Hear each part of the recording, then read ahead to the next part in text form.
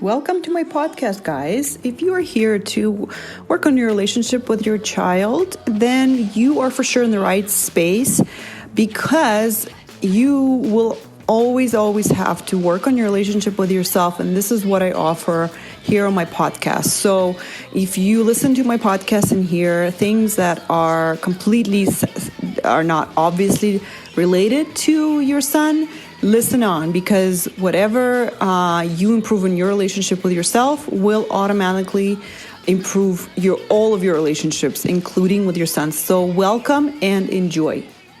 Hey guys, how's everyone doing today? I have this topic for the podcast that I'm fired up about. It super bugs me so much when people do this, and I will talk to you about it in a second. But first, I just wanted to share a couple things that I'm excited about. The podcast is one of them. I'm excited. Hold on, don't get me started. But I'm so excited. My twins are turning 5 in like a week and a half, 2 weeks. And I love kind of planning and throwing and doing little birthday parties for them, just us family. And because, we're a big family, right? 4 kids. So I just love being just us, right? If we had grandparents or aunties and uncles, that was great too. But, let me just be honest, right? I love having just family and not having to throw kids' parties, just their friends, or doing it somewhere at some sort of big playground or something. I know it's just for them, right? But I always ask myself, what do I want for their birthday, right? Because let's be honest, I am the one planning it and I'm the one deciding all these things. Yes, I do go to the kids and I ask them what they want. And, back then when we could throw friends parties, I did ask them and I did do it for them. But I always had like a family dinner where it was more for me, And I think a lot of it has to do with, how I grew up, where all we had was family birthday parties. Like all of my extended family would come, all my cousins, my aunts and uncles, my grandparents, and it was just a big, wild dinner. And I loved that so much. So simple, no activities planned, just family hanging out, kids playing, right? So that's why I'm excited, because I have twins are turning 5, and then my middle one is turning 8. So I have 3 birthdays in March. So I just love anticipating it. And I hope you do find some joy too in anticipating things like before they happen. It's so sweet, planning them and like savoring it. Anyway, so I wanted to share that. And I also have my very good friend, my best friend's birthday is also in March. And I made this little painting for her, which I love because it's it's like a painting of a picture she took of a place where she works. And the feeling of that photograph is just like a fairy tale. The sunlight and the snow and the branches and everything. So I'm excited about that project. And now let me give you my spiel for the podcast, because I'm so excited to have this tool in my life that it super much bugs me when I hear people arguing for the opposite.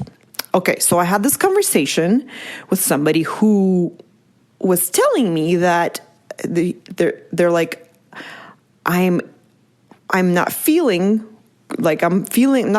good so much in my life. I'm angry more than I should be. I am unhappy more than I should be. And this is not right. That's what they were saying. And I'm like, okay, well, so what's the percentage that you would like to feel good out of your life? And they said 80%.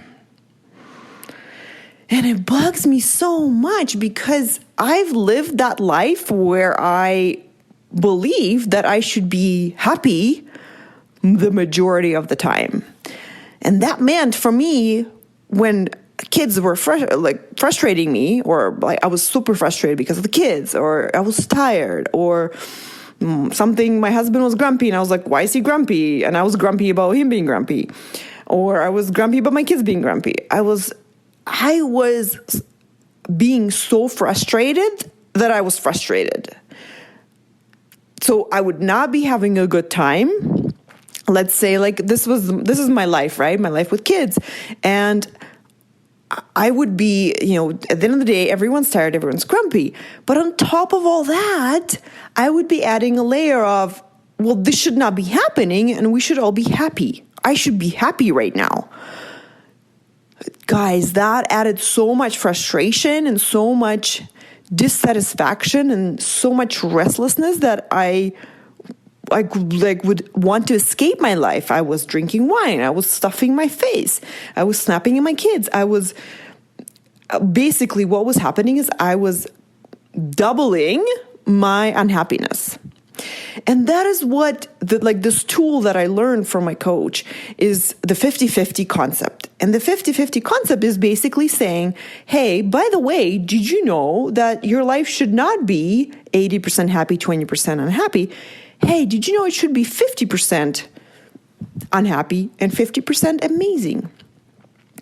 And that concept kind of woke me up in those moments when, let's say, I just really remember that moment in the evening.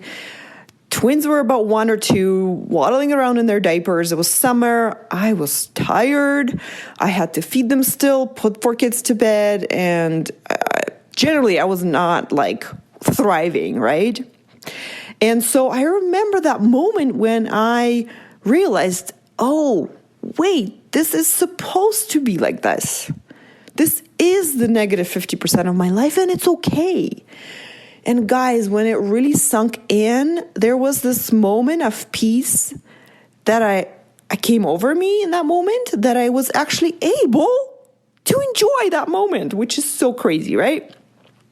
So what happens, right, when you make peace with that unhappy part of your life is you making you start enjoying that part of your life, which is crazy, right? You think no, for me to enjoy this part, I have to be unhappy with it and then I'll change it. That's how we usually think. We're like, no, this, I should be happy, so let me make it happy.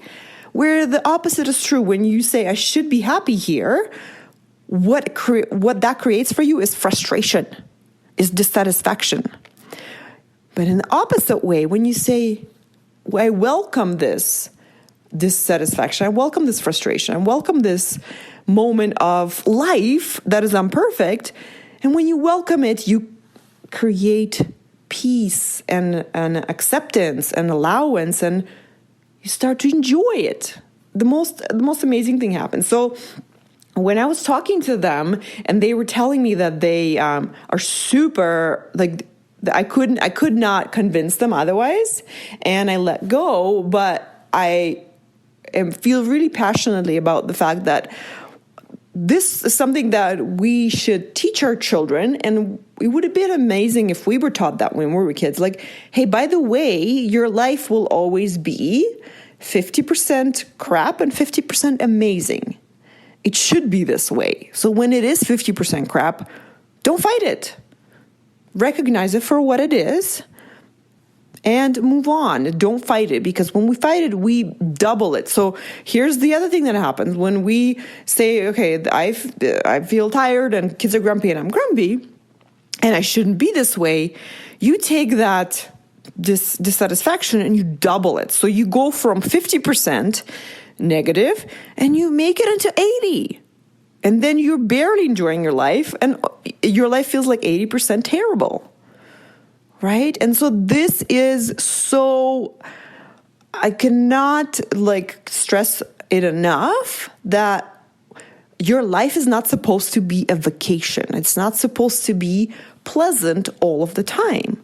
The goal of coaching, the goal of getting help for your mental health, the goal of finding happiness is not to be happy all the time. Okay? The goal here is to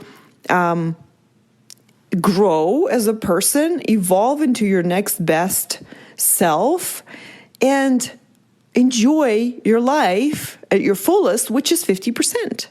So at least not double your suffering, okay?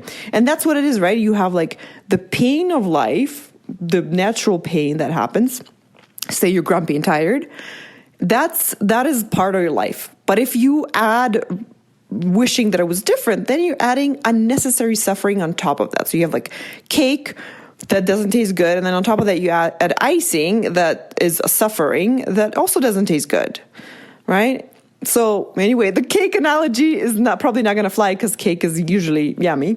But this is what I wanted to bring to you, is that take it into your life, and whenever you find yourself wishing that this part of your life was different, apply this concept to that moment and say, wait, this is supposed to be like that? What?